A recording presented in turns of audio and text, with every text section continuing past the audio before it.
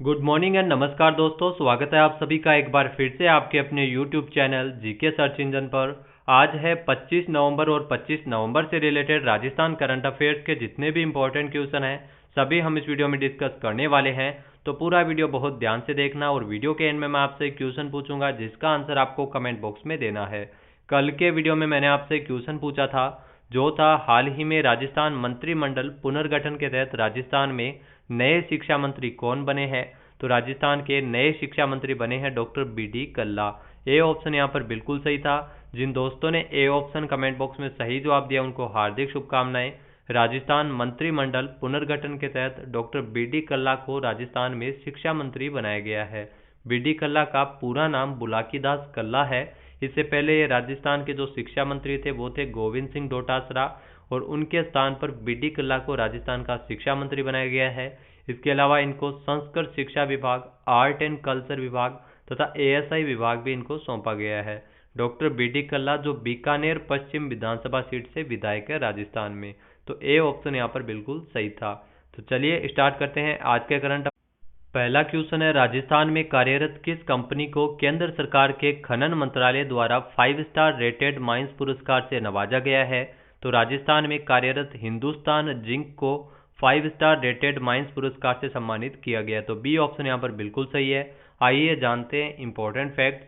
तो राजस्थान में कार्यरत देश में सीसा, जस्ता और चांदी की सबसे बड़ी उत्पादक कंपनी हिंदुस्तान जिंक को भारत सरकार के खान मंत्रालय द्वारा 5 स्टार रेटेड माइंस पुरस्कार से नवाजा गया है और यह पुरस्कार केंद्रीय संसदीय कार्य तथा खान कोयला मंत्री प्रहलाद जोशी ने नई दिल्ली में खान और खनिजों पर चल रहे 5वें राष्ट्रीय सम्मेलन में यह पुरस्कार वो दिया था।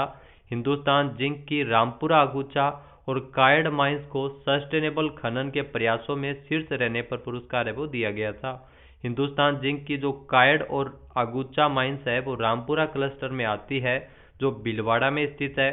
इसके अलावा सस्टेनेबल माइनिंग के नेतृत्व कर रही जो हिंदुस्तान जिंक ऐसी पहली खनन कंपनी है जो नेट जीरो 2050 को प्राप्त करने में प्रयासरत है और ईएसजी पर फोकस कर रही है।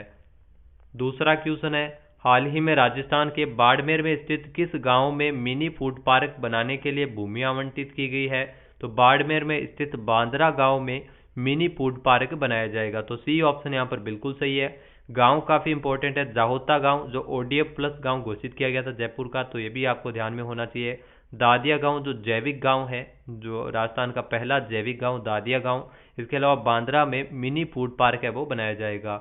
आइए जानते हैं इंपॉर्टेंट फैक्ट्स। तो बाड़मेर जिले के बांद्रा गांव में तकरीबन 100 बीघा जमीन पर मिनी फूड पार्क के लिए भूमि आवंटित की गई है। राज्य सरकार की बजट में घोषणा के तहत आवंटित हो रहे इस पार्क से किसानों को एग्रो प्रोसेसिंग के लिए फायदा मिलेगा। इस मिनी फूड पार्क को विकसित करने में लगभग 10 करोड़ रुपए से अधिक की राशि खर्च होगी। साथ ही साथ मिनी फूड पार्क में कृषि जिन्सों में उत्पादन क्षेत्र के समीप ही खाद्य प्रसंस्करण इकाइयों, cold storage, incubation centre, warehouse, common platform आदि की स्थापना की जाएगी। साथ ही साथ मिनी फूड पार्क की स्थापना से स्थानीय कृषि उपजों के प्रसंस्करण व्यवसाय, निर्यात एवं मूल्य संवर्धन को प्रोत्साहन मिलेगा। कृषि विपणन विभाग तथा कृषि विपणन बोर्ड के माध्यम से इस फूड पार्क का निर्माण किया जा रहा है बाड़मेर के बांद्रा गांव में। नेक्स्ट है, हाल ही में राजस्थान प्रशासनिक सेवा के कितने अधिकारियों को प्रमोट करके आईएएस बनाया गया है। तो ध्यान रखना, राजस्थान प्रशासनिक सेवा के 17 अधिकारियों को प्रमोट करके आईएएस बनाया गया है। आइए जानते हैं इंपॉर्टेंट फैक्ट्स। तो राजस्थान ब्यूरोक्रेसी के बड़े बेड़े में जो भारतीय प्रशासनिक सेवा के 17 नए अधिकारी शामिल हो गए हैं। सीएम अशोक गहलोत ने मंत्रिमंडल विस्तार और पुनर्गठन के ठीक बाद राजस्थान प्रशासनिक सेवा के 17 अधिकारियों को आईएएस में प्रमोट करके बड़ा तोहफा दिया है। सभी अधिकारी साल 2020 की चयन सूची में शामिल थे और इसको लेकर कार्मिक विभाग ने 23 नवंबर को नोटिफिकेशन भी जारी कर दिया गया है। नेक्स्ट यहाँ पे क्वेश्चन है, हाल ही में राजस्थान के सभी सरकारी स्कूलों को अपने बैंक खातों तथा लेन देन संबंधी जानकारी किस पोर्टल पर दर्ज करवाने के निर्देश जारी किए हैं। तो सभी सरकारी स्कूलों को अपने बैंक खातों का विवरण और लेन देन संबंधी सभी जानकारी है वो शाला दर्पण पोर्टल पर उपलब्ध करवाने और दर्ज करवाने को लेकर निर्देश जारी किए गए हैं। तो बी ऑप्शन यहाँ पर बिल्कुल सही है। आइए जानते हैं इंपॉर्टेंट फैक्ट्स। तो राजस्थान के सभी सरकारी स्कूलों को अपने अपने बैंक खातों तथा लेन देन संबंधी सभी जानकारी है वो शाला दर्पण पोर्टल पर साझा करनी होगी।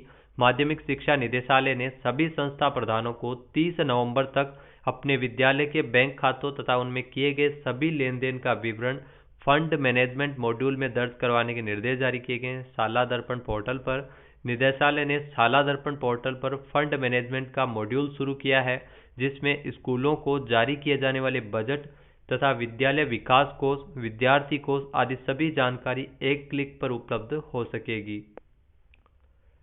नेक्स्ट है, हाल ही में राजस्थान में UCCI एक्सीलेंस अवार्ड 2021 समारोह कब आयोजित किया जाएगा? तो राजस्थान में UCCI एक्सीलेंस अवार्ड 2021 समारोह का आयोजन 4 दिसंबर 2021 को किया जाएगा। सी ऑप्शन यहाँ पर बिल्कुल सही है। आइए जानते हैं इंपॉर्टेंट फैक्ट्स। तो कोरोना काल के चलते इस साल जो 12 फरवरी को स्थगित हुआ UCCI एक्सीलेंस अवार्ड 2021 समारोह अब 4 दिसंबर को होगा। आयोजन है वो उदयपुर के PP सिंगल ऑडिटोरियम में किया जाएगा। Udaipur chamber of commerce and industry UCCI का पूरा नाम है।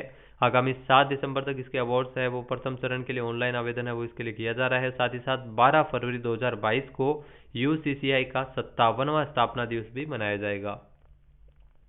नेक्स्ट है, हाल ही में राजस्थान के राज्यपाल कलराज मिश्र ने किसकी अध्यक्षता में राज्य वित्त आयोग के गठन को मंजूरी प्रदान की है?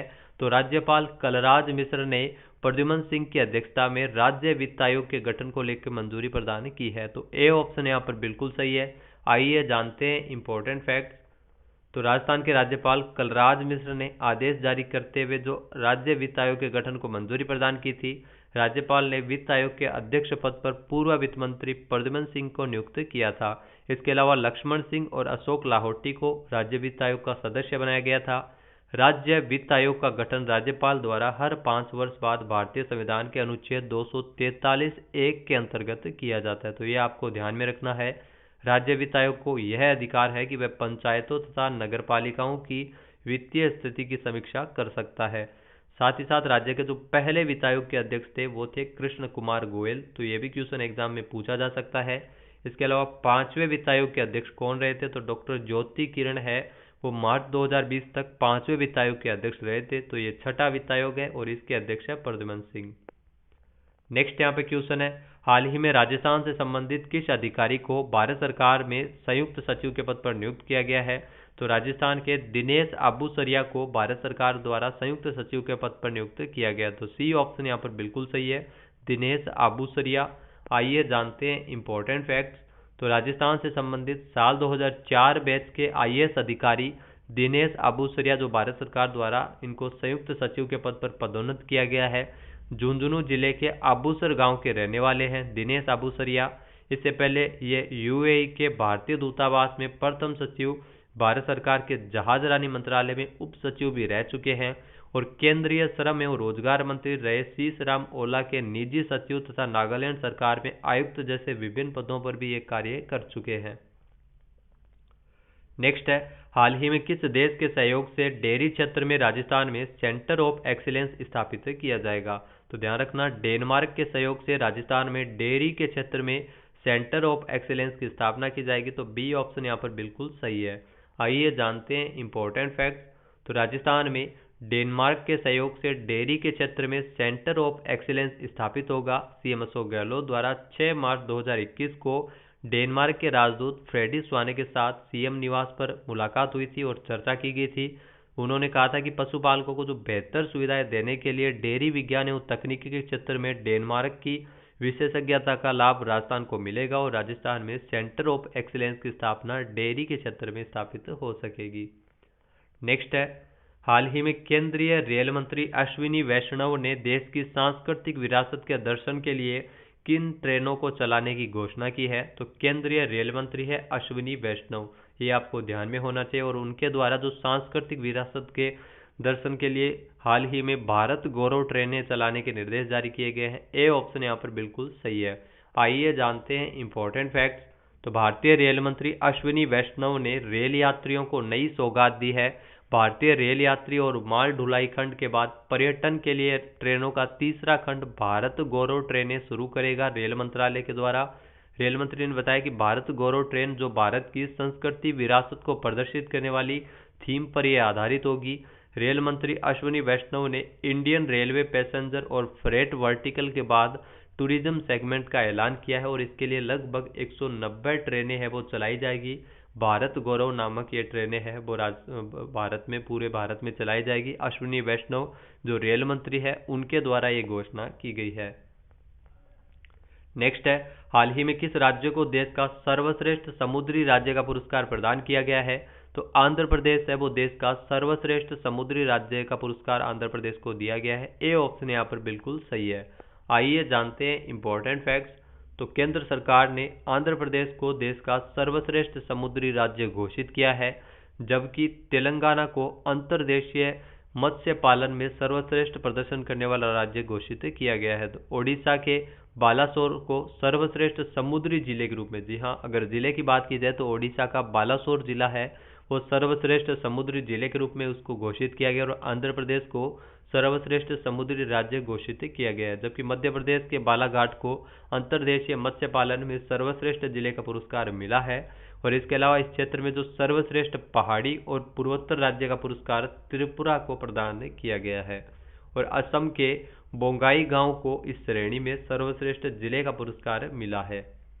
बात कर लेते हैं आज के हमारे क्विज की। तो आज का हमारा क्विज है, हाल ही में राजस्थान मंत्रिमंडल पुनर्गठन के तहत राजस्थान में नए चिकित्सा एवं स्वास्थ्य मंत्री कौन बने हैं?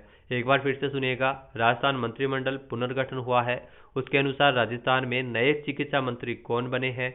इसका सही आंसर आपको कमेंट बॉक्स में देना है। और अगर ये वीडियो आपको पसंद आए तो इसे लाइक और शेयर जरूर कीजिएगा। साथ ही साथ हमारे चैनल को भी जरूर सब्सक्राइब करें। वीडियो की जो पीडीएफ फाइल है वो आप वीडियो के डिस्क्रिप्शन बॉक्स से डाउनलोड कर सकते हैं और इस क्वेश्चन का आंसर आप वोट करके भी कर सकते हैं। वीडियो कैसा लगा हमें कमेंट बॉक्स में जरूर बताना। वीडियो देखने के लिए धन्यवाद। जय हिंद, जय भारत, जय राजस्थान।